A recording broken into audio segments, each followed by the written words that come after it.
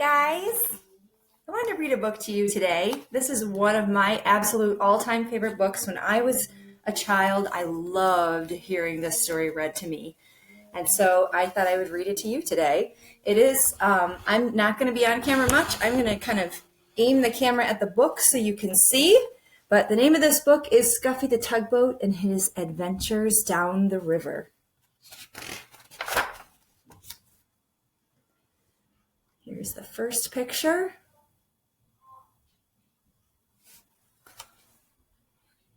Scuffy was sad. Scuffy was cross. Scuffy sniffed his blue smokestack. "A toy store is no place for a red-painted tugboat," said Scuffy, and he sniffed his blue smokestack again. "I was meant for bigger things." "Perhaps you would not be cross if you went sailing," said the man with a polka dot tie who owned the shop.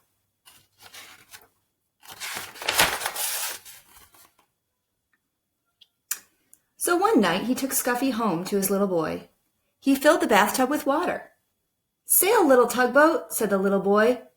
"I won't sail in a bathtub," said Scuffy. "A tub is no place for a red-painted tugboat. I was meant for bigger things." The next day the man with the polka dot tie and his little boy carried Scuffy to a laughing brook that started high in the hills. "Sail, little tugboat," said the man with the polka dot tie. Scuffy floated on a ruffle of the brook and saw above him the smiling faces of the man with the polka dot tie and his little boy.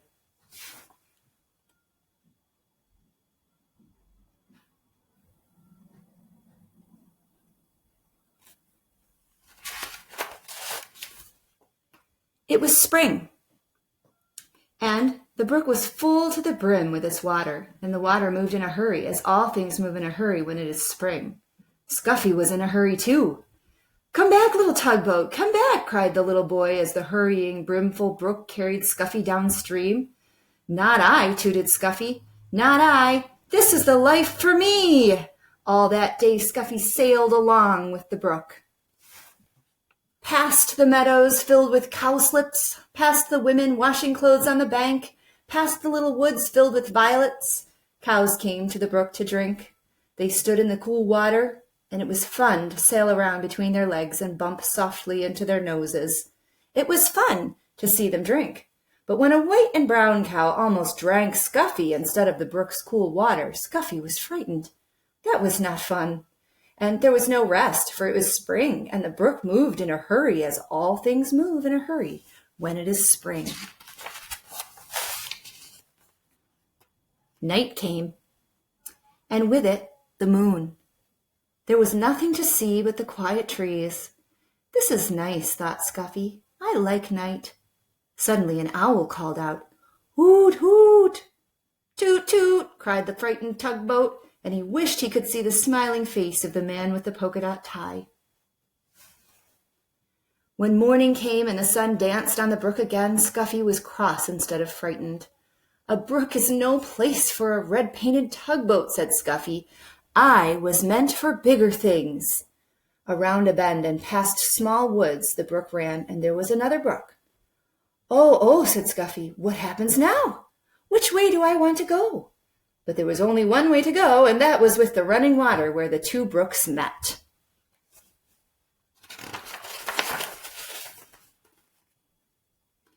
He was proud when he sailed past villages.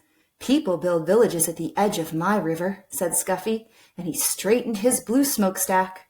Once Scuffy's river joined a small one, jammed with logs. Here were men in heavy jackets and great boots, walking about on the floating logs, trying to pry them free. "Toot, toot, let me through," demanded Scuffy, but the men paid no attention to him. They pushed the logs apart so they would drift with the river toward the sawmill in town. Scuffy bumped along with the jostling logs. "Ouch!" he cried as two logs bumped together. "This is a fine river," said Scuffy, "but it's very busy and very big for me."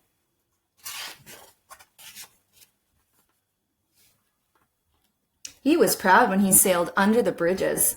"My river is so wide and so deep that people must build bridges to cross it."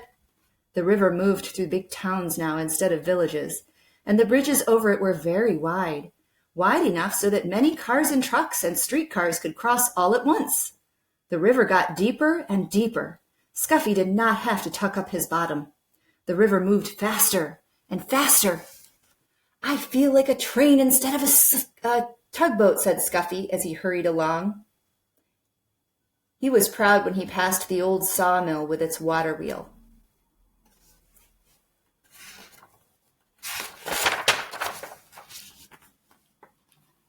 Can you see that picture? Okay. But high in the hills and mountains, the winter snow melted. Water filled the brooks and rushed from there into the small rivers. Faster and faster it flowed to the great river where Scuffy sailed. There is too much water in this river, said Scuffy as he pitched and tossed on the waves. Soon it will splash over the top, and what a flood there will be. Soon great armies of men came to save the fields and towns from the rushing water. They filled bags with sand and put them at the edge of the river. They're making higher banks for the river, Scuffy shouted, to hold the water back. The water rose higher and higher. The men built the sandbags higher and higher. Higher went the river. Higher went the sandbags.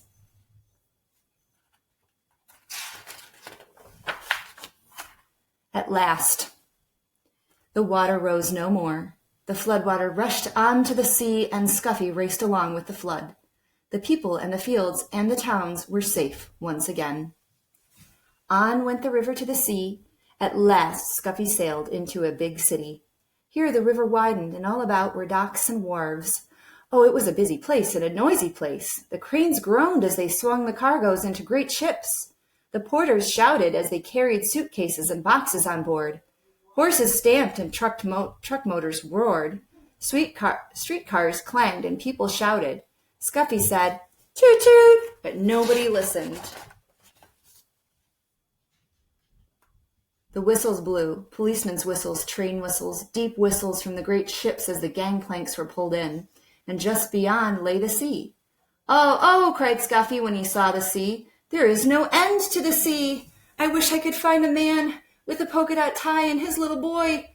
Just as the little red-painted tugboat sailed past the last piece of land, a hand reached out and picked him up, and there was the man with the polka-dot tie with his little boy beside him. Scuffy is home now with the man with the polka-dot tie and his little boy. He sails from one end of the bathtub to the other. "This is the place for a red-painted tugboat," says Scuffy, "and this is the life for me." The end. I hope you enjoyed Scuffy the Tugboat. That was one of my favorite books when I was younger. I don't know why, maybe because of the pictures. I hope everybody's doing okay. Bye.